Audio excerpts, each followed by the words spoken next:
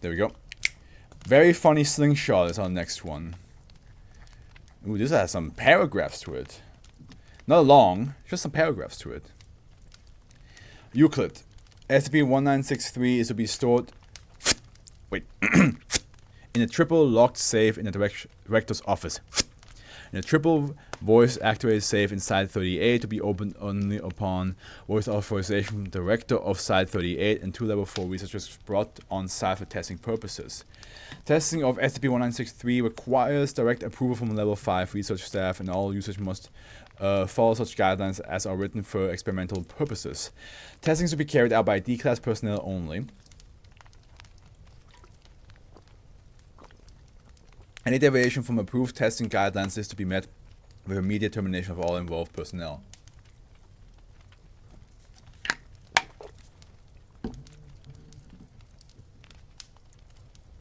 Also about 1904, it produces children. A McDonald's playground. That's yeah.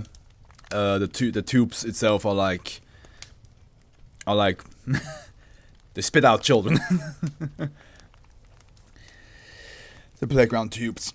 Description: SCP-1963 is a wooden slingshot that appears to have been handcrafted from commonly available materials. Such testing as was successful carried out appears to show that the wood is composed of common white oak.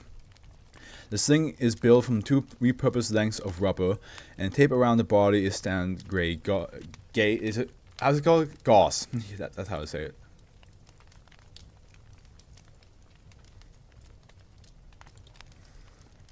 Four anomalous properties are associated with SCP-1963 when individuals are in the physical presence of the object. First, an unusual high correlation exists between the use of SCP-1963 and unusual, often improbable injury to individuals near the object, whether targeted or not. As this object is used more frequently, the seriousness of the injuries and the likelihood of collateral damage to nearby individuals will increase. That was a long sentence. Second, individuals in the presence of SCP-1963 will consistently and repeatedly express their opinion that the object is harmless and that safety protocols regarding its use are not to be taken seriously. While this behavior is not tantamount to a compulsion to use it, individuals near it will nevertheless invariably attempt to use the object in a humorous manner. So you just want to like basically slingshot somebody's eye out, most likely. Third, individuals encountering injuries inflicted by SCP-1963 will consistently express the opinion that such injuries are less serious or less likely to cause permanent damage than an equivalent injury inflicted with another device, even by the injured individual. This makes SCP-1963 even more dangerous, as injured individuals will not seek medical care unless compelled to do so, and even trained doctors will fail to acknowledge the seriousness of the damage, even after the onset of secondary symptoms or death. That's how long the sentence was. Just commas, semicolons, no period. The latter 2 effects present themselves even among individuals previously informed of SCP-1963's abilities. Lastly, individuals that use SCP-1963 will spontaneously acquire object to launch. That's kind of cool though. Always lock and load. Similarity between the anomalous properties of SCP-1963, SCP-574, and SCP-764 has been noted. Investigation into whether the effect observed in these 3 anomalies are variations of base anomalies ongoing. So what I'm getting at is that it is a gaslighting slingshot that makes you believe it's safe. Yeah, basically whatever injury you have, no matter how bad, caused by slingshot, you'll just go like, this is fine. So what if my kneecap got absolutely shattered? I can still walk. Here we go. We get some more information with the testing log. Addendum A, testing log. Test 22. Personnel involved D5165, D1689.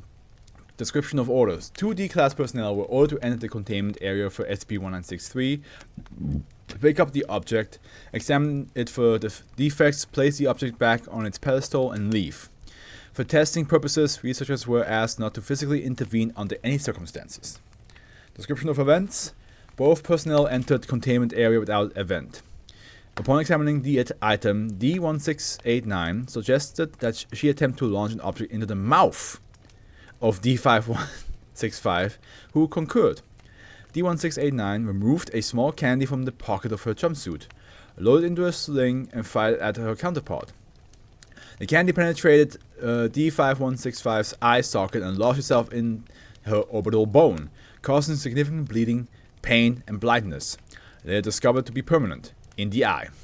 D1689 began laughing uproariously while apologizing. D5165, while clearly in substantial distress, repeatedly asserted that it was nothing, and that she would walk it off.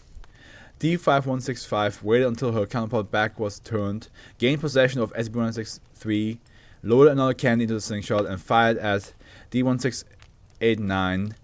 The object entered her mouth and lodged itself in her trachea, causing death by hypoxia. D1689 refused assistance, waving away her counterpart. Note: both D-Class personnel had been searched before entering the chamber and were not in possession of any candy at that time. Candies tested but demonstrated no anomalous properties. Yeah, it just spawned in their pockets. Swallow this. Test 31. Personnel involved. Wait, what? She's alive. I think she was alive when it got officially launched into her mouth and it got stuck. She would be like, she would be like, don't help me, don't help, and then she died. It's just that like the way the sentence is written, it does make it sound like she died and then came back to life. But I think what happened is it got into her trachea. She fell down, couldn't breathe. The other D-Class wanted to help. He was like, no, don't help me, and then died from hypoxia. Test 31. Personnel involved: D5983, D3403, researcher Ellis. Oh god, there's a researcher involved. They're not coming out of this alive, are they? Description of orders. Same as previous tests. Researchers were authorized to provide assistance at their discretion. D-Class personnel strip-searched before entering the testing chamber and confirmed not to be in possession of any foreign objects at the time. Both personnel were informed of SCP-1963's anomalous effects and warned against misuse. No, they're gonna misuse. They're gonna misuse. They're gonna misuse. They're gonna misuse. Description of events. Both personnel entered the containment area without event. D3403 picked up the slingshot and began to inspect the object. Finding nothing of interest, he returned it to its pedestal. D5983 picked up the object, examined it, and whispered something to D3403, now recorded by microphones in testing chamber. Both D-Class personnel began laughing. Researcher Ellis ordered both personnel to maintain decorum.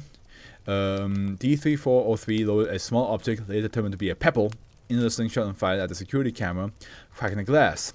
Researcher Ellis was stalled by the camera malfunction, jumped from his chair, tripped, and fell to the ground, knocking himself unconscious. That's like so classic, like 80s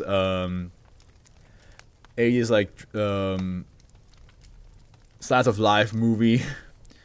All of the individuals in the room laughed while medical attention was called. The delay before treatment was applied resulted in minor but permanent brain damage. Notes: as with all other tests, the pebble was not present in the chamber or in the possession of D-Class personnel. Pebble tested but demonstrated no anomalous properties. The government could use this in wars because the slingshot could kill them and they wouldn't mind. They could, yeah. They absolutely could. And not only that, they would have a laugh about it. Wait, does the slingshot amp the thing it's shooting?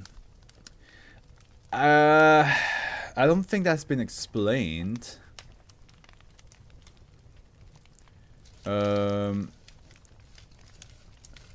the target? Should probably need an object. It's likely to collateral damage. No, I don't think it amps it up. I think it's just very strong rubber. Because I don't see any like explanation. My dog keeps farting. I think I'll die before you get to finish reading the dog farts are like the most like it's the worst because like those are like absolute weapons of mass destruction. Like you just be chilling, and next thing you know, your dog just goes, and you're like, oh no. And then the whole room just, yeah. I feel your pain. I feel your pain. Test 35. D4398, D4859, D4320, D19383, and D5389. Researcher Fern, Researcher Timms, Agent Dominic, Agent Juarez, Dr. Ipsilis, Dr. Hollis, Dr. McGehee. That's a lot of people. I've never had a dog. Yeah, no, they fought. They fought, and their thoughts are fucking outrage. Like no matter how big the dog is, a dog fight is it's nasty. I never had one dog that fought and you're like, oh, it's a tame one. No, it's every single time you just go like. Description of orders. 5 D-class personnel were given separate contradictory orders with regards to SCP-1963. All were effectively ordered to keep the orders from using the object with force if necessary. Researchers were ordered to intervene only with medical assistance if necessary, and then only once security agents had secured the room. They are silent too. Most dogs' farts are very silent. Yeah, I had a couple that actually you can hear it. But like that doesn't help. It just makes you aware that you should leave the room. But even then, the moment you try to leave the room, the smell is already there, and you're like, oh god. Description of events. All 5 D-class personnel became hostile towards one another initially. D4859 attempted to use the slingshot in a comical manner to defuse the situation, resulting in serious injury to D4398. When D1983 reached for the slingshot, D4859 began rapidly firing multiple objects later confirmed to be marbles. Oh god. Around the room at random. All marbles began to rebound off of nearby walls or surfaces and impact other personnel, causing increasingly severe injuries. So, to answer your question, Zeno, I think it doesn't necessarily enhance whatever the slingshot shoots. I think it's just always intends to injure something. Injure or break something. I don't think it enhances it necessarily, but like because it does say that it ricochets around the room until it hits something and it gets severely injured. So I think it's just a slingshot that will guarantee damage. Researcher Timms ordered Agent Dominic and Juarez to secure the room. When Agent Juarez acquired the slingshot, he began firing at Agent Dominic and the D-class personnel. As per protocol, Researcher Timms and Fern entered containment with 3 doctors to attempt to end the experiment. Though Timms was heard to exclaim that he felt intervention to be unnecessary and was fired upon by Agent Juarez. Once Agent Juarez, who continued to use SCP-1963 on all personnel attempting to recover injured researchers while laughing, finally lost consciousness. Additional security forces were able to enter and deliver affected individuals for medical assistance. Dr. McGehee, was the only survivor. Notes: security measures around SCP-1963 increase during future tests. All marbles contained for later testing. These marbles were fucking insane. Let's keep them. You never know if we need these bad boys. Silent thoughts stink the most. Maybe it's the object of the slingshot. Like whoever holds it, no matter strength, it'll still be hard. Maybe. I feel like a guaranteed damage type thing. Like even if you like just like hold it back just a small bit, it will just always hit whatever you aim for, and it guarantee hurt you. Because it does say that the injuries is like a guaranteed thing, right? Like it's always going to happen. But yeah, I don't think it necessarily enhances the. Kids gonna go crazy with this. Luckily, I wonder if there's more. If there's only one of these slingshots, or if there's more of them. Because sometimes you know how like the Foundation's like, oh, we found another one. So I wonder if there's like, because this almost sounds like a Doctor of Entertainment type weapon. or type SCP where like, hey, do you want to like, do you want to have a fun slingshot battle with your fellow friends? Guaranteed to always be the one hitting. So it almost sounds like a Doctor One Entertainment thing where like, it was like, oh yeah, you always hit your mark, but then like after the consequences, like you also always hurt them real bad. It's one probably, yeah. It's probably like one of like unofficial ones, or like it could be associated with him. I can imagine that to be the case. It would be very interesting if that was. But I do like the idea of it. I do like that it's like it's such a like I never had a slingshot before as a kid. Slingshot seems always so like, I don't know, it seems like so foreign to me because in Switzerland nobody had slingshots. We had we had crossbows. We had crossbows instead of slingshots. So that we shot pebbles at people, but we also were aware like how strong those things were, so we never like were up too close or aimed for like the head. But man, now that I think about it, that shit's even more dangerous than you, because crossbows, those things have power, and if you put like a pencil on that bad boy and you aim for the eye, that eye's gone. What were we thinking? What were we thinking? Living our Wilhelm Tell lives. I think Nuke fell asleep, or they're just quiet. But Nuke did tell me that they are prone to probably fall asleep right now.